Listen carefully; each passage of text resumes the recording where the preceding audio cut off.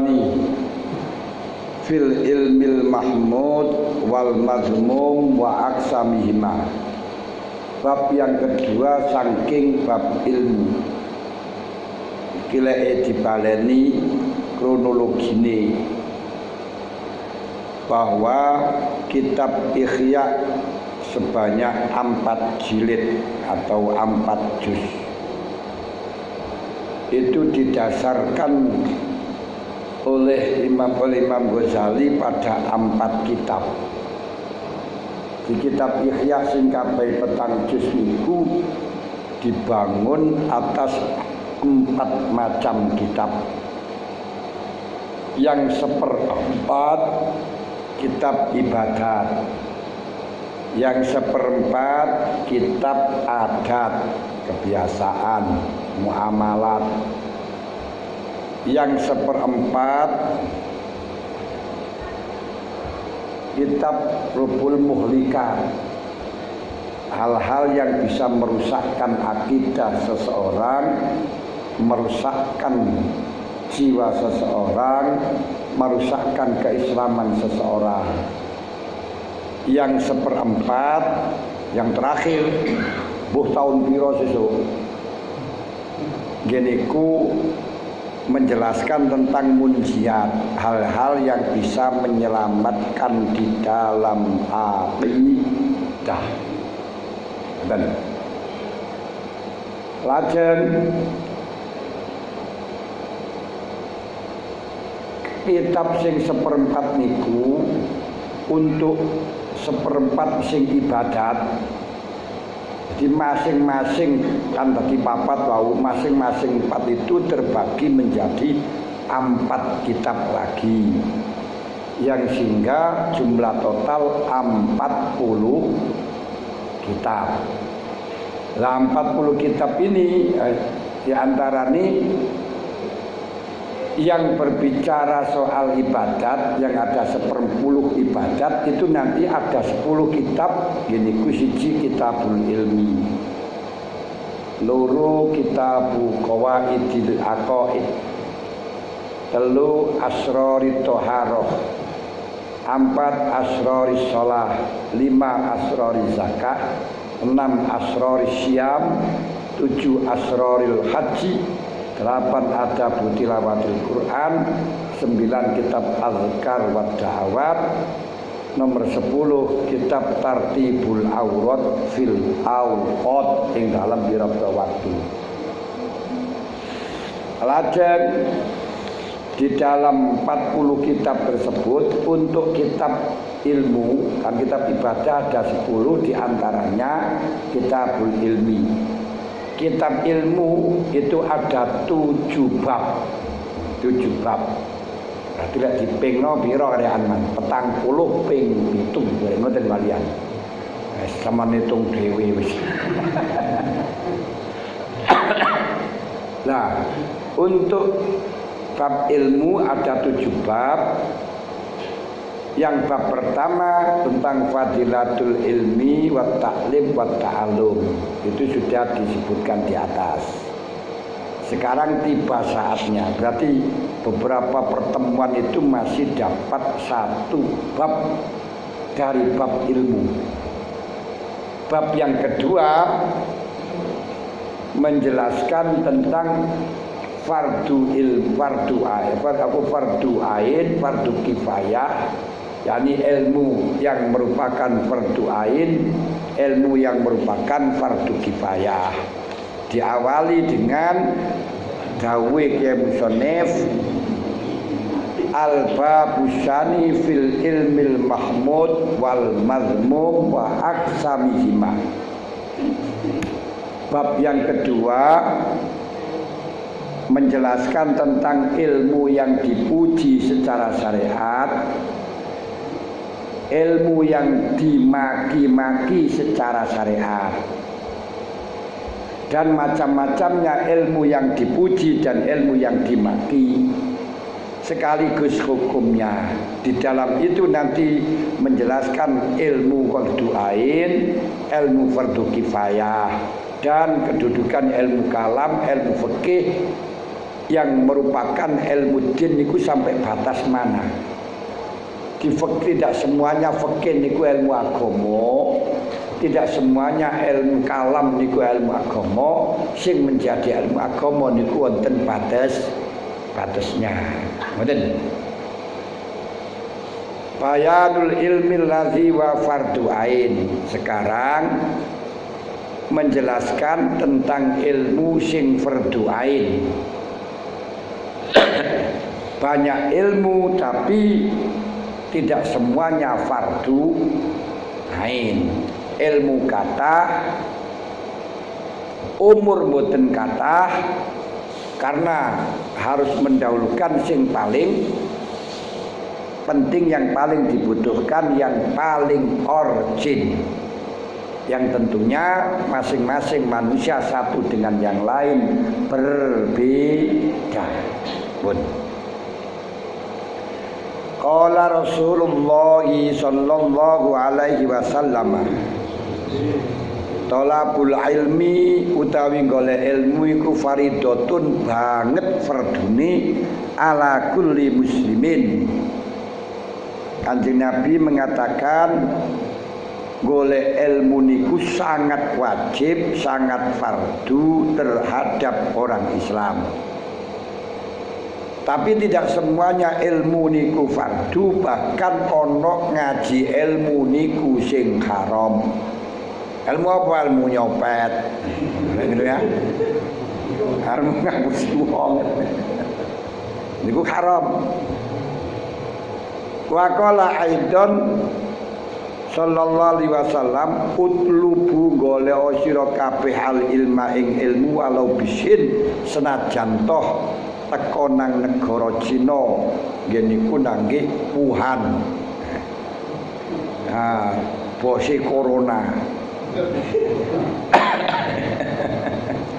Asih kongkon golek ilmu senajan nang negara Cina. Ini maksudnya apa? Kalau ilmu itu dibutuhkan, ilmu itu penting, senajan toh sing mulang iku wong kafir golek ono. Pada waktu Kanjeng Nabi mengatakan walau bisin, ini di Cina belum ada orang Islam. Tapi Kanjeng Nabi kok mengatakan walaupun nang Cina golek. Ini berarti senajan toh nang wong non Islam, kalau itu manfaat, kalau itu baik, kita mencarinya ke sana. Nah, yang tentu bukan ilmu yang negatif, ilmu yang positif. Wes. Cuman sekalipun ulama sepakat bahwa mencari ilmu itu adalah fardu ain terhadap orang Islam, sepakat kabeh. Hanya terjadi perbedaan pendapat, ilmu apa yang perlu didahulukan, fardu ain yang mana yang harus didahulukan. Ini terjadi perbedaan. Didhawuhno wahtalafan nas fil ilmi allazi huwa fardun ala kulli muslim. Manusia atau para ulama terjadi polemik, terjadi berbeda pendapat mengenai ilmu yang fardu terhadap orang Islam. Ilmu sing fardu terhadap orang Islam niku ilmu sing ndi kok Kanjeng Nabi ndawuhno thalabul ilmi faridatun ala kulli muslimin. Sing fardu ku sing ndi? Fatafarraqu fihi aktsara min 20 firqatan. Ternyata perbedaan ulama tentang ilmu yang fardu ain ini menjadi polemik besar sampai menjadi lebih dari 20 kelompok. 20 kelompok ulama yang berbeda pendapat. Kelompok niku ya pokoke 20 bolong macam perbedaan enten mawon. Lebih dari 20. wala nutilu binakli tafsil. Tapi ingat, kata Imam Ghazali, saya tidak memperpanjang merinci-merinci mereka, penafsiran mereka energi 20 disebutakan kabeh ngantuk. Tapi walakin hasiluhu anna kulla fariqin nazalal wujuba alal ilmil ladzi huwa bisadati.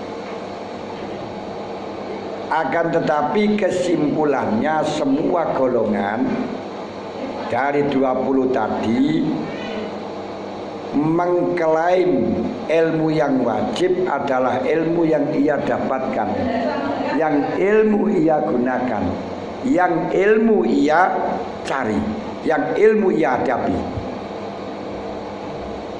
Jadi orang 20 itu masing-masing, nanti kesimpulannya berpendapat bahwa kedudukan wajib atas ilmu itu adalah ilmu allazi huwa bisyadati, ilmu yang sedang dihadapinya, ilmu yang menghadapi kewajiban yang sedang dihadapi.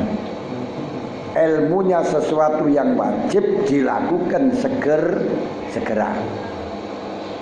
Lah saiki ilmu sing wajib dilakoni segera niku sing ndi?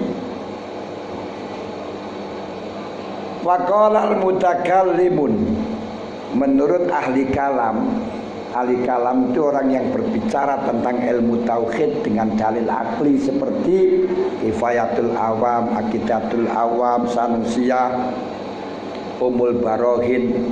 Mereka mengatakan ilmu yang wajib adalah ilmu kalam, ilmu tauhid. Kenapa? Kata ahli kalam, ahli mutakallimun, idbihi yudraku tauhid wa bihi yu'lamu zatullah subhanahu wa sifatuh. Karena dengan mempelajari ilmu kalam akan mengenal kepada Allah, akan mengenal ilmu tauhid, mengisahkan kepada Allah, mengenal zatnya Allah, mengenal sifatnya Allah. Maka yang didahulukan adalah ilmu kalam, versinya ilmu versinya ahli ilmu kalam. Jadi kedua, wa qala al-fuqaha wa ilmu fikih. Menurut orang-orang yang ngalim fikih, ilmu yang harus diprioritaskan, ilmu yang harus didahulukan adalah ilmu fikih. Ini geger dhewe mengko. Kenapa? Idbihi turaful ibadat wal halal wal haram wa ma yahrumu minal muamalat wa ma yahrumu wa ma yahil. Karena dengan ilmu fikih kita bisa mengetahui caranya ibadah. Bisa kan, sedangkan orang diwajibkan untuk ibadah.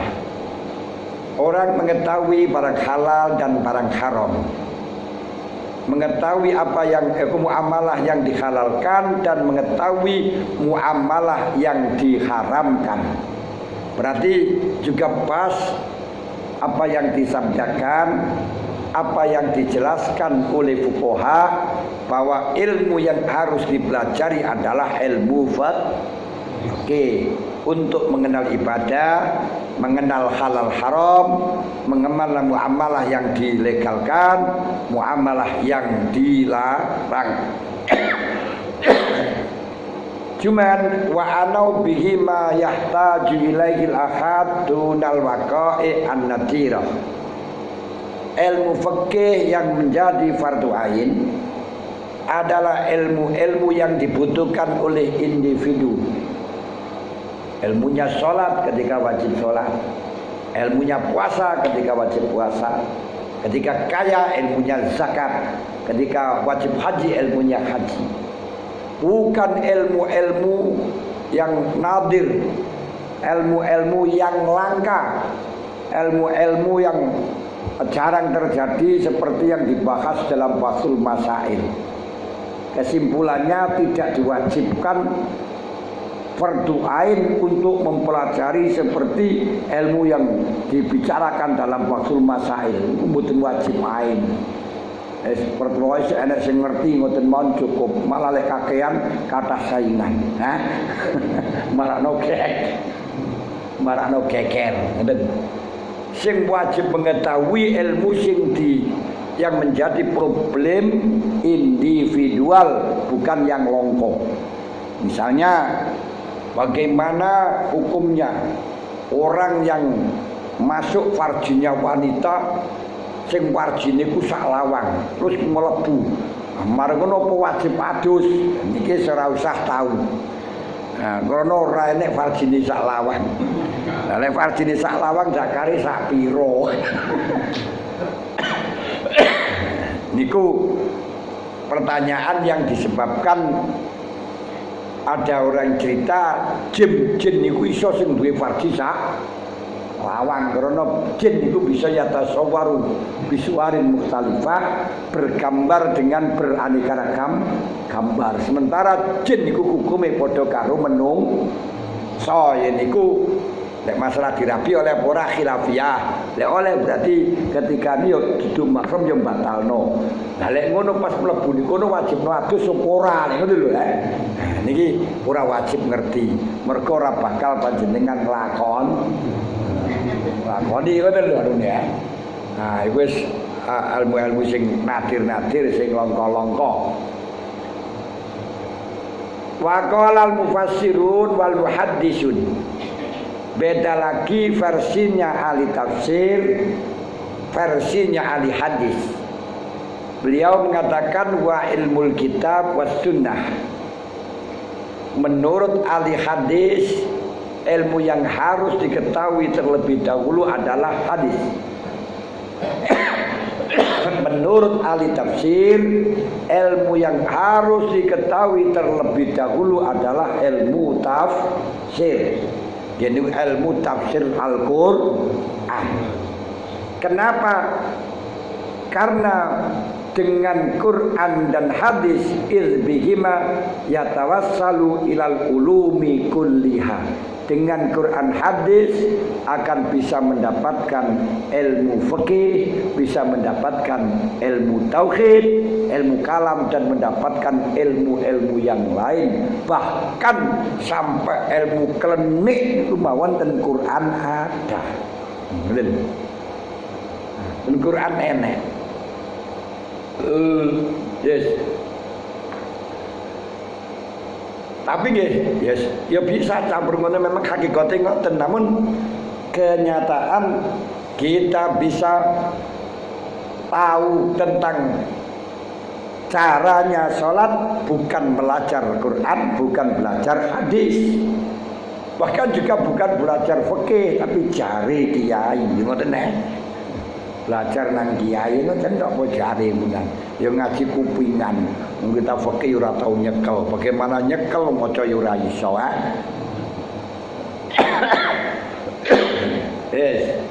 Wa qala al-mutasawwifah al-murad bihi hadzal ilmu. Menurut ahli tasawuf, ilmu yang fardu ain itu ya ilmu sufi, ilmu tasawuf. Kenapa kok di situ ilmu tasawuf? Faqala ba'dum wa ilmul abdi bi khali.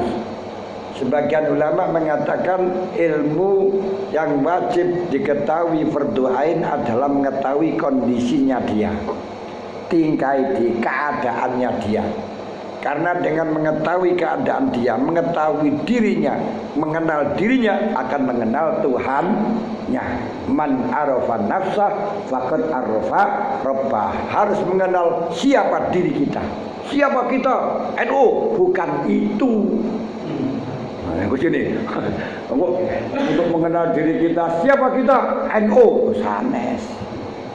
Nah, jadi mengenal diri kita, siapa kita? Kita itu adalah makhluk, kita itu adalah hamba, kita itu hanya sekedar bayangan, kita itu sekedar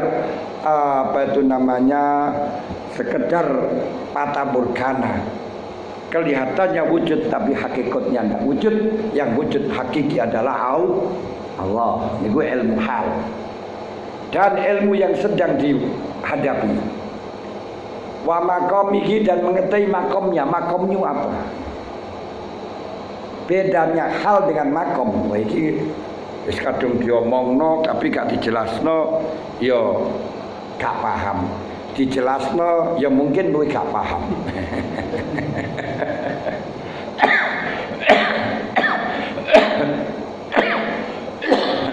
Mereka yo kitab gede nih. Apa toh hal, apa itu makom? Ngeten. Hal yaitu suatu keadaan, suatu kondisi yang dialami oleh seseorang yang terjadi tanpa diusahakan. Itu namanya hal. Ya, contohnya kita merasa takut dengan corona, takut, ya, itu namanya hal, tingkah wedi nang corona.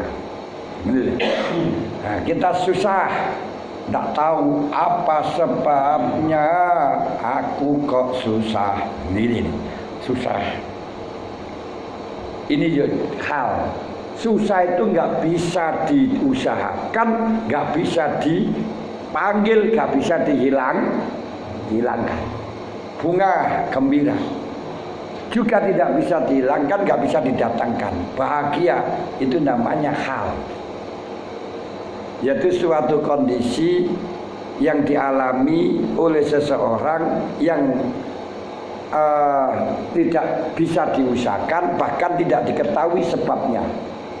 Nah ini kadang-kadang tidak diketahui sebabnya. Orang-orang ini kayak bunga hai cerah. Apa sebabnya? Tidak tahu. Kadang-kadang yang letru susah aja. Apa sebabnya? Tidak tahu. Nah, ya mungkin nak utang, ya mungkin gak punya utang tapi susah. Mungkin duit utang sak pirang-pirang tapi no problem pakai bunga ya. Ya ini kan di antara nih. Niku jenenge hal. Kalau makom, suatu kondisi yang dialami oleh manusia yang bisa didapatkan dengan cara usaha dan syaratnya tidak bisa naik pada makom seatasnya ketika makom bawahnya belum sempurna. Itu namanya makom. Orang makom sarian boten. Nah, contohnya makom itu. Orang itu tidak bisa sabar kalau tidak latihan sabar dulu. Latihan sabar bagaimana namanya tasobur, betah-betahno. Betah-betahno niku kok idahe omah genteng saponono abot enteng lakonono. Ana apa-apa aja kondo-kondo, aboto meneng.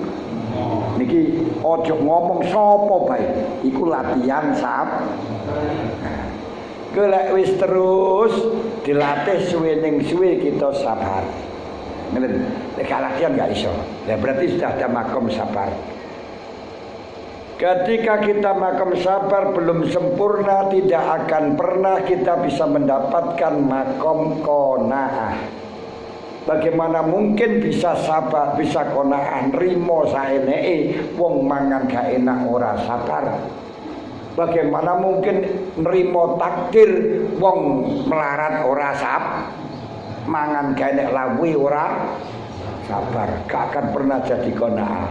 Baru bisa naik menjadi makom qani, makom qanaah ketika sabarnya telah sempurna. Dan orang tidak bisa mendapatkan makom di atas qanaah. Apa warok? Orang tidak bisa warok artinya mengambil yang halal doang sebelum dia menerima keadaan. Yang mangan setitik orang nerima kok katin juga sing halal tok. Lek semangan kegiatan njaluk sing akeh padahal memasukkan sedikit. Rono ora nrimo akhiri al halal ben wal haram ben, ngono lho ya. Gak bisa. Tapi ketika qanaah bisa sempurna, menerima sempurna, akhirnya bisa meningkat dalam makom warok. Warok niku cukup sing halal-halal doang, walaupun tidak hanya secukupnya, walaupun berlebihan tapi ngambil yang halal-halal doang. Doang niku toktil ya. Nggih toktil bahasa gini.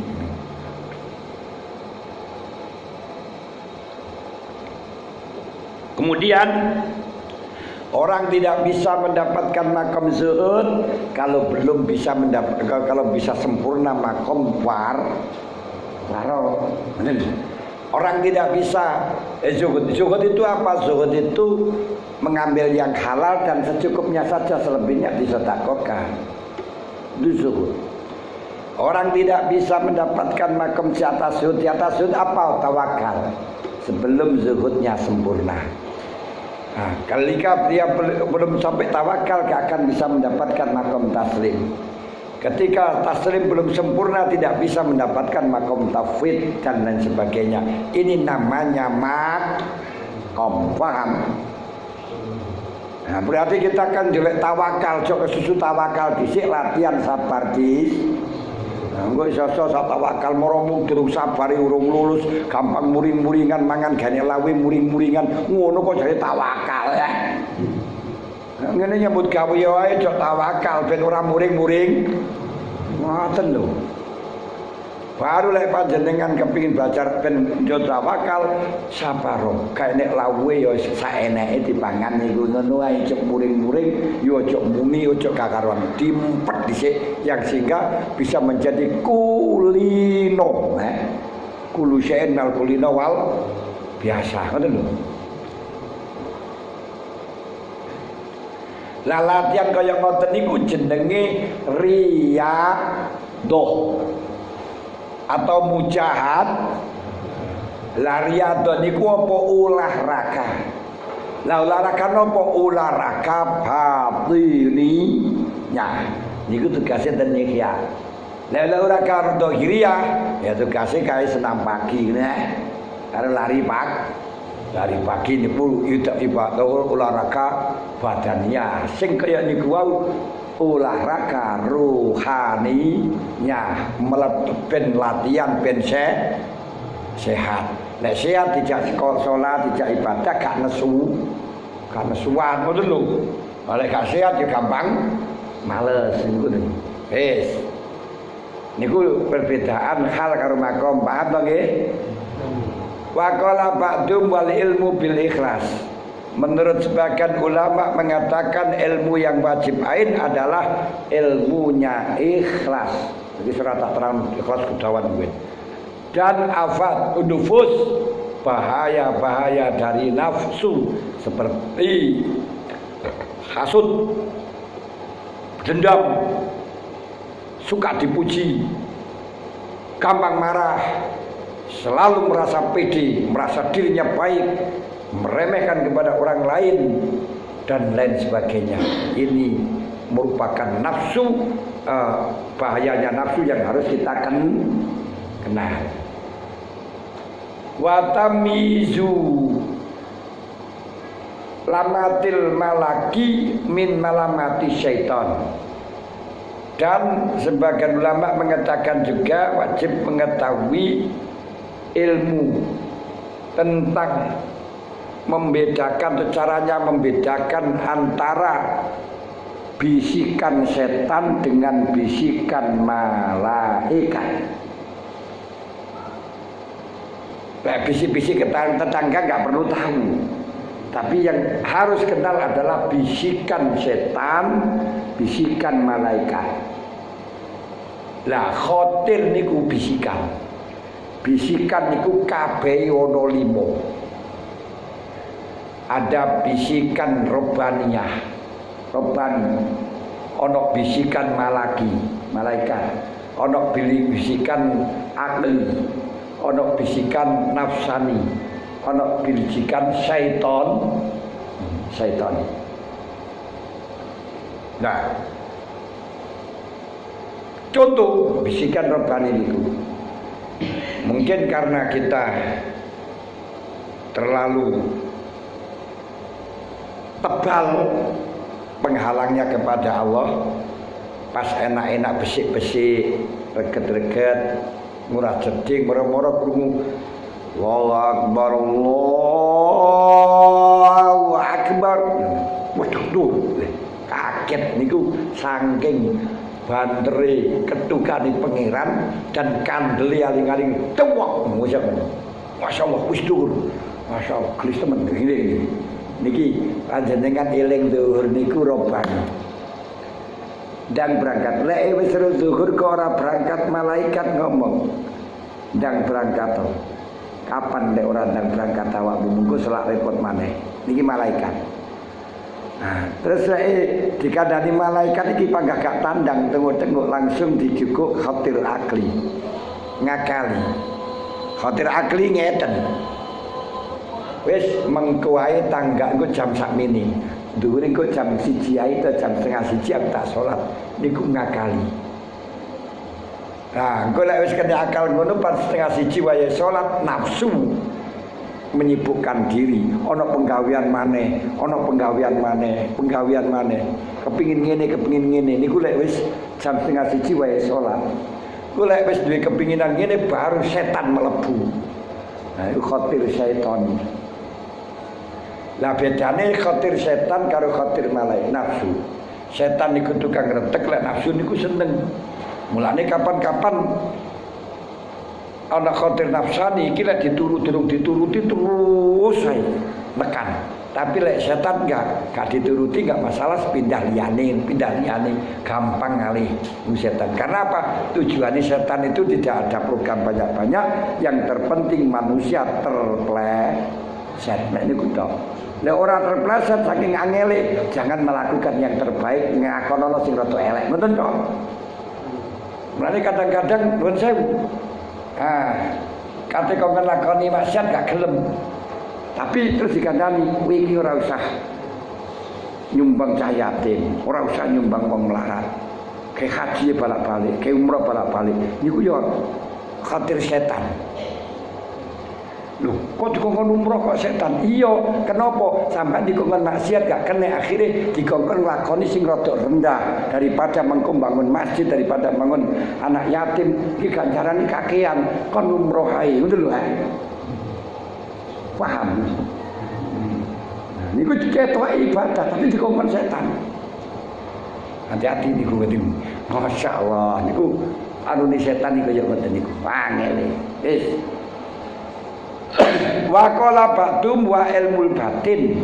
Ada sebagian ulama yang mengatakan bahwa ilmu yang wajib diketahui adalah ilmu batin, ilmu urusane hati.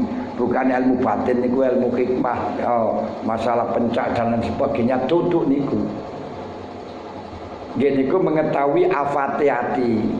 Awake iki sombong, awake niki riya, awake iki ujub. Nah niki mengetahui. Wa dzalika yajibu ala aqwamin maksusin. Ilmu batin niku diwajibaken, iku wajib ala aqwamin tumer kaum maksusin kang den tertentuaken. Memang mengetahui ilmu batin niku wajib, akan tetapi wajib ala ahlihi saja, kepada yang ahli. Siapa? Gini ku diwajibno pada golongan tertentu, orang yang ahli kulub, ahli hati. Barang siapa sudah melaksanakan yang semacam itu, paman min alilmi pamin samala biwak atau min huduna ghairi duduk liani, termasuk min awamil muslimin. Orang Islam harus mengetahui tentang hasud, tentang lihat kan nggak bisa. Nah ini sebutan ini macam-macam, misal dia kena wong umum dan kena wong khos. Wa sarafu ay wa haula isarafu al-lafdhu an umumihi. Nah para ulama ahli batin niku membelokkan, mengartikan lafaz yang aslinya umum diartikan kepada khusus. Padahal dawe Gusti Allah, dawe Kanjeng Nabi umum. Thalabul ilmi faridatun ala kulli muslimin wa muslimatin, kan umum, gak disebutno. Mereka mengajak diarahkan kepada yang khusus. Kata ahli mutakalim ilmu kalam, dikhususkan ilmu kalam. Kata ahli fikih ilmu fikih. Kata ilmu tafsir ilmu tafsir. Kata ahli hadis ilmu hadis dan sebagainya. Unahku sorok barang mboten niku rebutan. Sing jarene siji ngarani Wanahu aula awalan ayuk lama idil kalamu tunnahu la yufhama. Ilmu yang harus diketahui terlebih dahulu ilmu nahwu, karena bicara tanpa ilmu nahwu tidak bisa dipaham. Nah itulah ngarang Jawa kan yuran. Cari ni saraf ora ilam anna sarfa ilmu ulum wa nahwu abuha. Ilmu saraf iku mbok ibu amwa ilmu nahwu iku bapake.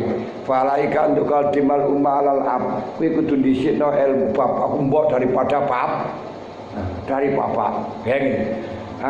Antara karena poli ada jannata takta bil ummahat. Ilmu tauhid yang ngaten wa wajibun syar'an alal mukallafi ma'rifatullahi aliyin fa'rifi itu pun kabeh pun. Tapi waqala Abu Thalib al-Makki huwa ilmu bima yatazammanul hadis alladzi fihi mabadil Islam. Cara Syekh Abu Thalib al-Makki gurune Imam Ghazali menjelaskan ilmu yang wajib adalah ilmu yang terkandung dalam isinya hadis bunyal Islam ala khamsin. Islam didirikan atas 5 hal. Apa? Syahadatu alla ilaha illallah ila akhir hadis. Berarti pertama mengetahui tentang syahadah, ilmu menyaksikan kepada Allah. Wa iqamus shalah, terus mempelajari salat. Wa ita'uz zakat. Wa syamur Ramadan, dan mengerti wa hajjul bait man istata'a ilaihi sabila. Itu menurut Abu Thalib al-Makki. Kenapa kok di situ yang diwajibkan fardu ain adalah ilmu-ilmu yang terkandung dalam hadis tersebut? Li'annal wajiba hadhil khamsu, karena yang diwajibkan oleh Allah bagi kita 5 hal itu: syahadat, salat, zakat, poso. Yang terakhir haji nang Baitullah tahun 2020 terancam prei krono corona. Prei dise haji iki ben wong kono ae sing haji ngoten. Wis karenanya fayajibu al ilmu bi kaifiyatil amal fiha. Wajib mengetahui tata cara mengamalkan 5 hal. Bagaimana mengamalkan syahadah, mengamalkan sholah, mengamalkan poso, mengamalkan zakat, poso dan haji. Wa bi kaifiyatil wujub, dan bagaimana caranya bisa wajib. Tidak semuanya laki-laki diwajibkan poso, tak semua laki-laki diwajibkan untuk puasa. Contohnya banyak orang yang gila tidak wajib puasa. Kali kan? Gak wajib kabeh kan orang itu. Lah cara wajib piye? Waladhi yang bagi ayyukto abi al-muhasil wala yastariba fihi ma sanadkuruhu wa wa annal ilma kama qaddamnahu fi khutbatil kitab yang qasimula ilmi muamalatin wa ilmi mukasyafatin. Tegasnya Imam Ghazali,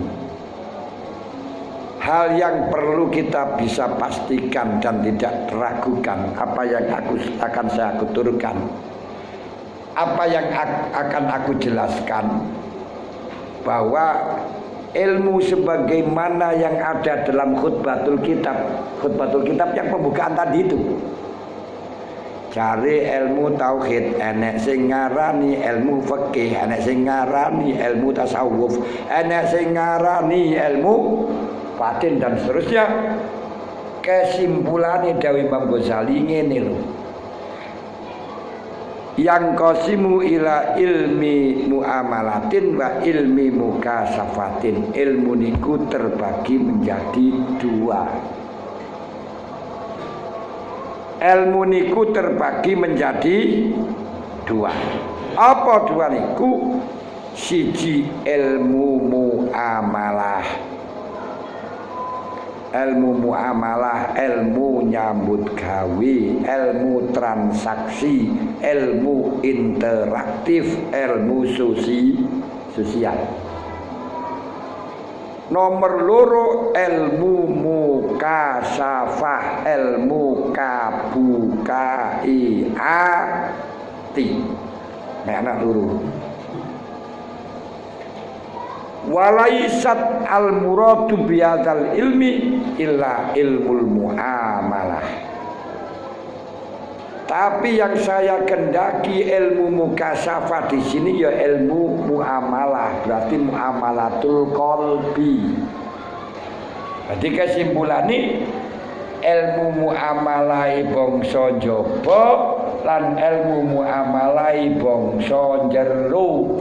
Sing bangsa njaba kita sedekah, kita berkata kata-kata yang lurus, kata-kata yang menyejukkan, kata-kata yang bisa membantu orang. Ini luar. Batin ini ilmu yang mukasafah adalah batin. Kita merasa tidak punya apa-apa karena yang ada miliknya yang berkuasa. Kita tidak pernah merasakan baik karena kebaikan hakikatnya dari yang berkuasa. Kita tidak pernah meremehkan siapa saja karena semuanya yang menjadikan yang kuasa. Ini ilmu batin. Sak terusé wis. Ora niku tok 99. Nek tak sebut kabeh panjenengan blenger Iki yang ngeten ilmu. Masyaallah kembali. Jadi kita ger pucuk-pucuk etok. Wis. Wal muamalatul lati kulli fal abdul akilul balighul amalu biha salah satu. Nah, ilmu muamalah. Jadi ini kuwi wonten kali ilmu